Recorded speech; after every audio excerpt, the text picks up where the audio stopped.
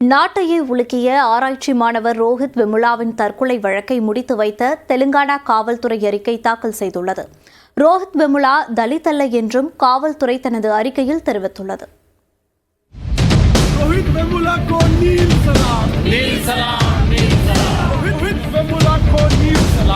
ஆந்திர பிரதேச மாநிலம் குண்டூரை சேர்ந்தவர் ரோஹித் வெமுலா. இவர் மாலா என்ற பட்டியலினத்தைச் சேர்ந்த குடும்பத்தில் பிறந்தவர். ஹைதராபாத் பல்கலைக்கழகத்தில் PhD 2ஆம் ஆண்டு படித்து வந்தார். ரோஹித் வெமுலாவின் தந்தை சிறு வயதிலேயே குடும்பத்தை விட்டு சென்று விட்டதால் தாயின் அரவணைப்பில் வளர்ந்துள்ளார். ஹைதராபாத் பல்கலைக்கழகத்தில் அம்பேத்கர் மாணவர் அமைப்பின் தலைவராக இருந்த ரோஹித் வெமுலா சாதிய ஒடுக்குமுறைகளுக்கு எதிராக பல்வேறு போராட்டங்களை நடத்தியவர். மும்பை குண்டுவெடிப்பு வழக்கில் யாகூப் மேமனுக்கு தூக்கு தண்டனை நிறைவேற்றப்பட்டதை கண்டித்து அவரது தலைமையிலான அம்பேத்கர் மாணவர் அமைப்பினர் போராட்டம் நடத்தினர்.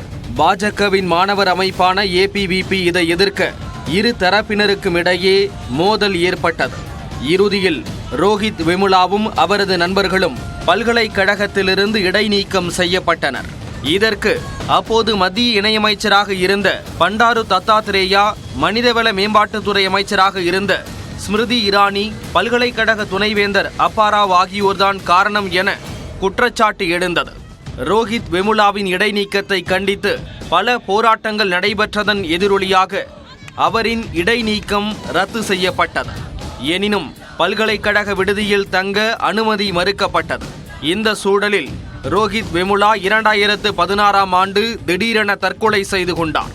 தனது இறப்புக்கு யாரும் கண்ணீர் சிந்த வேண்டாம், தனக்கு உயிருடன் இருப்பதை விட மரணமடைவதே மகிழ்ச்சி அளிக்கும் என அவர் எழுதிய கடிதமும் கிடைத்தது. வெமுலாவின் மரணம் நாடு முழுவதும் பெரும் போராட்டங்களுக்கு வித்திட்டது.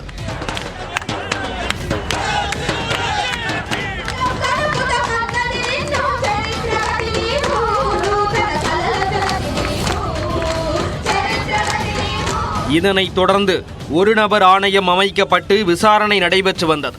இந்நிலையில் தெலுங்கானா காவல்துறை அம்மாநில உயர்நீதிமன்றத்தில் அறிக்கை தாக்கல் செய்துள்ளது. அந்த அறிக்கையில் ரோஹித் வெமுலா தலித்தே அல்ல என கூறப்பட்டுள்ளது. அவரின் தற்கொலைக்கு எவ்வித வெளியழுத்தமும் காரணம் இல்லை எனவும், தனது உண்மையான சாதி குறித்த தகவல் வெளிவந்து விடுமோ என்ற அச்சத்தில் தற்கொலை செய்து கொண்டதாகவும் கூறப்பட்டுள்ளது. வெமுலா குடும்பத்தினர் தங்களது சாதி குறித்து தவறான தகவல்களை அளித்துள்ளதாகவும் அறிக்கையில் குறிப்பிடப்பட்டுள்ளது.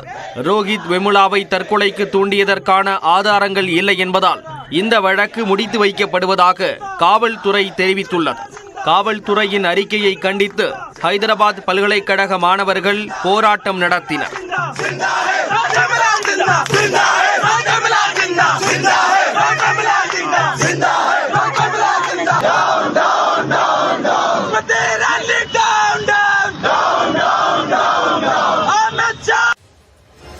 இந்நிலையில் ரோஹித் வெமுலா தற்கொலை வழக்கில் மறு விசாரணை நடத்தப்படும் என்று தெலுங்கானா மாநில காவல்துறை இயக்குநர் ரவி குப்தா உறுதியளித்துள்ளார்.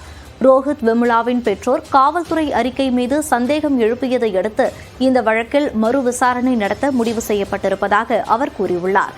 மறு விசாரணைக்காக அனுமதி கேட்டு நீதிமன்றத்தில் மனு தாக்கல் செய்யப்படும் என்றும் DGP ரவி குப்தா தெரிவித்துள்ளார்.